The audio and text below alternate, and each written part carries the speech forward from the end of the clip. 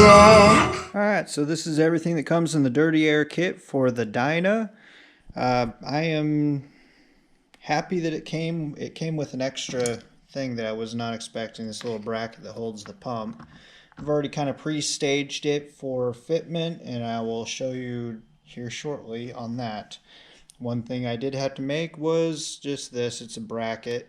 All I did was it's a 1 inch, 1 inch, and then vertical. I think it's like 3 inches, whatever. You have to cut it. But it's 1.5 inch separation in between here. This will just fit on there, and the pump will mount directly to it. So I opted for the hand switch that goes up onto the handlebars. That's extra, and it doesn't quite appear like it's probably got enough wiring, so I'll probably have to run down to the store. I don't think I have any extra wiring. It will require some extra zip ties, and I certainly hope that they included enough hose, but we shall see. Okay, so I have already removed this part. It's just two T45s go right into there, and the 22 cal pump, your compressor, is going to fit directly in there. I wanted to be able to send this shooting back, but it is just not going to fit quite right doing like that. It takes a couple of tries in order to get everything situated properly. I had to put the bracket on without disturbing the clamp, then pull this back out and tighten the Phillips that's right there, that way so that this isn't moving around on me. That way so I have my orientation, because I wasn't going to be able to get a screwdriver up inside there. So it just kind of rolls into there. We'll take our bracket. I have removed the metal from right there because I'm going to be using this ground on that post right there. Right there.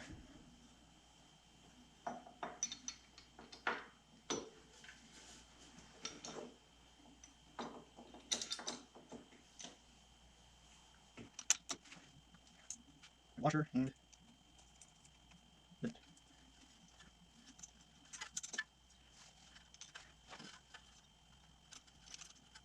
Okay. What I did do is, so these are your original T45s that I removed from there. I am putting longer ones in because we're now going to have a further gap right there, and I want to make sure that I have all the threads available that I can use. And make sure the black wire is good. Go ahead and just put that right there.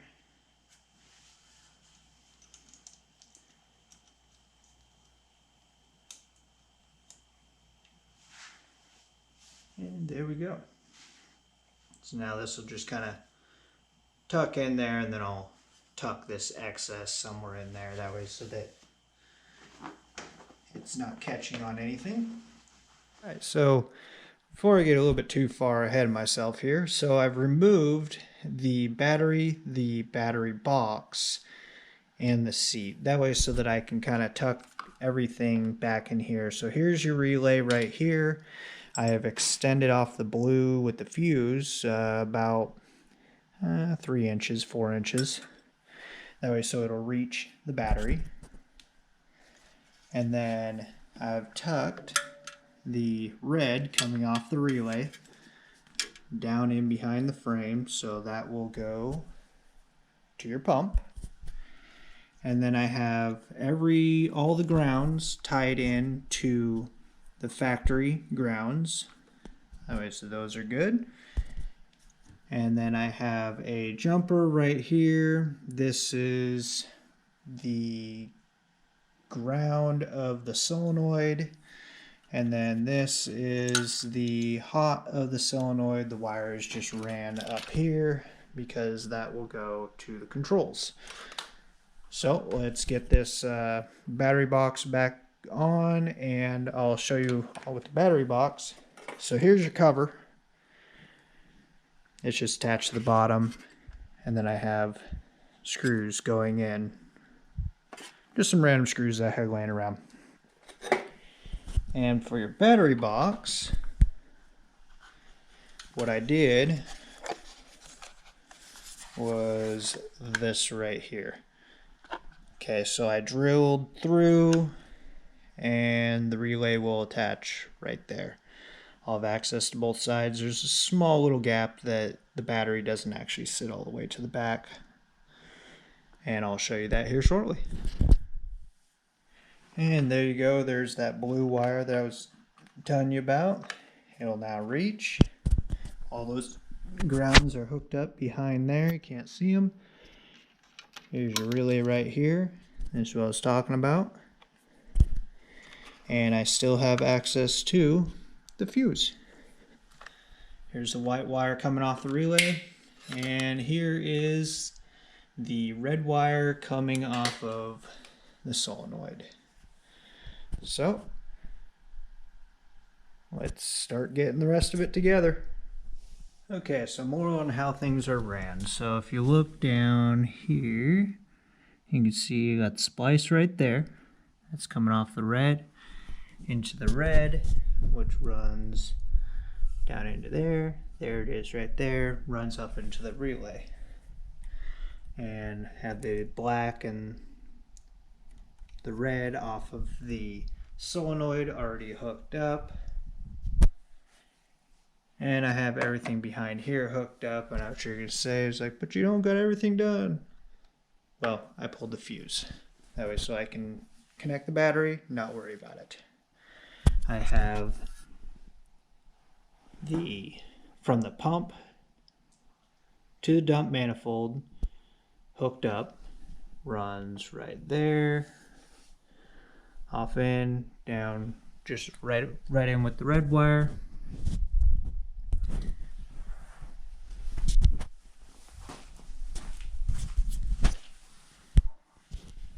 And there it is right there. Have it kind of up here, looped around, fastened in. Okay, so there's that. Now we have, there's our buttons, if you choose so. I had to grind out just a little bit right there because I want to run outside my handlebars, not inside. Run along underneath the tank, just underneath the tank on the backbone. And it is out right here. So how I fished that in was I used the remnants of my charge, and I just shoved that into there, and there we go. Taped it onto there. Actually, I just jammed it into the middle of that, and I pulled it out. So there you go. There's more of that. We have just a little more wiring to go. Then we could actually start putting shocks on the bike. All right. So last of the wiring is done. Other than I still have a couple connections that I need to solder and heat shrink.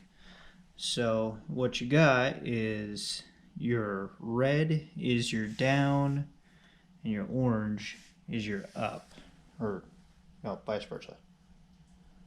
Yeah, red is down, orange is up. So your orange goes to the solenoid, which goes to your pump or relay, and then goes to your pump, and then you have the red, which goes directly to your solenoid for dumping. So where I tied the blue wire into is right here. I just cut into the shielding that they gave with it, fed it up through, so that's down underneath, and then it's tied directly into the ignition switch off of the accessory side. Accessory side is this red with the gray, wire, but make sure that you double check yours. All I did is just use a voltmeter in order to identify that. So let's get into, I got the shocks on. Right now they're aired up. I've already tested this out, make sure everything wasn't leaking or nothing like that. So the way that I ran my air lines off the air shocks is right between the fender and the frame. This is just kind of an area that nothing moves right there. So they'd be good right there. Left a little bit of slack that way so that, because as this goes up, it's going to change your pitch a little bit. And just ran. See if you can see that. It's just ran right there, off in. So I'll get the last of the soldering done and put this all back together. Put my panel back on and be able to show you how this thing works. So at full down, you want to make sure that your brake line is it's tight, but you have a little bit of play there. One thing that you can do is right behind here you have a little grommet, and you can turn that in order to give yourself just a little bit more room right there. But I might have had to bend this just a little bit up in order to get that pitch. But it works, doesn't seem to be leaking. I have 0 leaks. Make sure you go along all your connections with soapy water, that way so you can see if you have any leaks.